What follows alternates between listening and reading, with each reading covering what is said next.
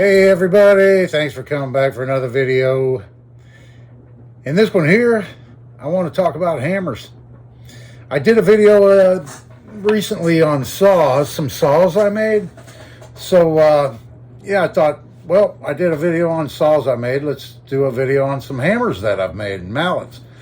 I use these all the time. There's only a couple here that I don't use very often, but I'm going to start off with this one that I didn't make. My dad made this years ago, and wooden mallet, very well used. Yeah, so I think he made this out of hickory.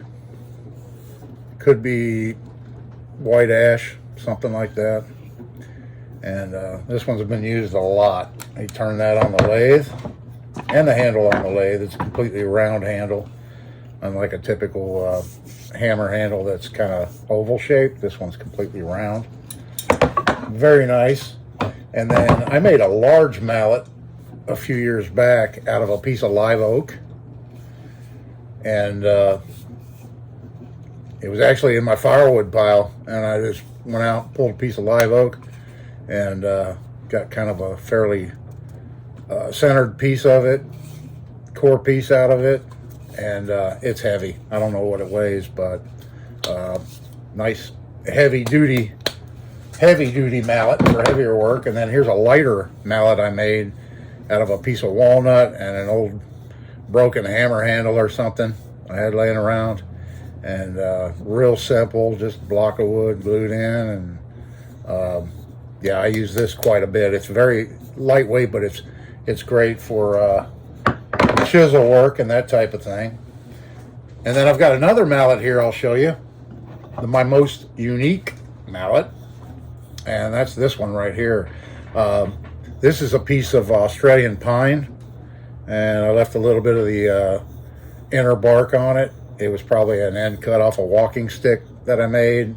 Didn't want to throw it away. Pretty good piece of wood. All right, so the head on this is actually made out of shopping bags, plastic shopping bags. And how I made it was I bundled up. I just grabbed them. I collected them for a long time, and then wadded them up really tight. And then I used strips of other plastic bags to tie it up to hold them real compact. And then I put them on a tray or a piece of parchment paper, I believe I used, in an old toaster oven that I keep out here in my shop for stuff, and heated it up slowly. I think at like 300 degrees. You don't want to go too high, and it just gets molten and everything. And then I made a plywood mold, just a box, and then a plywood piece that fit down inside that box. Threw the plastic in there when it got molten and hot enough. You can handle it with welding gloves or thick leather gloves, and then put it in there and then press it. And then I used clamps, and I squeezed that plywood lid down inside and made a nice big block of solid plastic. And then I cut it out on my bandsaw, and then I chucked up a piece in my lathe, and I turned this mallet head on my lathe. And it made a big mess, and there was a lot of little shavings of plastic everywhere. But I made a few things out of with this plastic from shopping bags. Anyway, there's that mallet. And then moving along, I've got this hammer I made, and it's just steel rod that I welded together. I'm not sure if I bored it and put this inside and then welded it, but that's actually a good weld for me. My welding is atrocious. It never really looks that pretty. But yeah, I just welded it and then made a handle and bored it and pinned it in. And this is heavy. This is probably about 24 ounces actually. Pretty hefty. I don't use that one very much. Here's a brass hammer I made a number of years ago, and I used a piece of that spalted wild olive wood for the handle.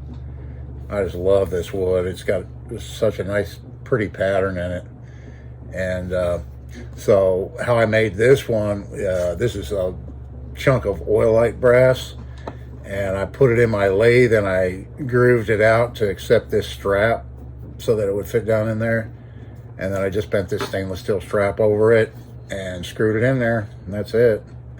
I may have used a little epoxy too when I did it. I don't remember, it was a while ago. But yeah, made a pretty nice brass hammer. I've made a number of brass hammers over the years, probably half a dozen or so. This is the only one I have right now. I may have one more in my other shop, I can't remember, but yeah, I use that quite a bit. Anytime I need to grab a brass hammer, that's the one I grab. This hammer, no joke, I use this almost every single day. This is the first hammer I usually grab. It's so handy for so many different things. And I probably made this, I'm going to say at least 30 years ago, something like that. And I made this in my forge out of a piece of rebar. And I just took a piece of rebar and pounded it out and bored it and made a little handle for it. And it's a real handy size.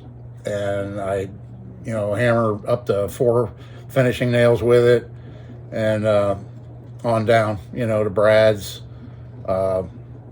just, tapping things apart. I just use that hammer almost daily for so many different things. And then this is kind of an oddball here. I made this out of bamboo. It has a bamboo handle and a bigger piece of bamboo, and I can't remember what I put inside, and then I just wrapped some copper,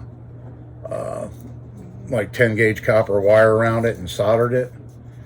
And I put some lead or something in it to give it more weight. And then this is a cleaver I made. And this is what I use to split bamboo. It works really good. I usually generally just split shorter pieces of bamboo, like 12 inches long or whatever length it is in between the nodes, and for various projects that I'm using it for. And these are the tools that I use, to split that bamboo down into smaller strips. I've made everything from skewers, barbecue skewers, to you name it. I mean, all kinds of stuff out of bamboo. And these are the tools that I use to do that task. And that's all the ones I grabbed out here. Short video, a little shorter than the last couple videos, but yeah, I thought I'd just show you my hammers since I showed you my saws. If you haven't seen my saw video, go back and check that out. I appreciate it. I love tools, always have since I was a kid. And I had my first workshop when I was 11 years old. It was in an old chicken coop, and been working up with my hands even before that, before I got a shop. But yeah, so I really want to say how much I appreciate you watching my videos. It means a lot. I love the comments. I check them frequently, so feel free to leave a comment down there, like, a share, a subscribe. All that helps me out. I really appreciate it, folks. This is Dave. See you in the next one.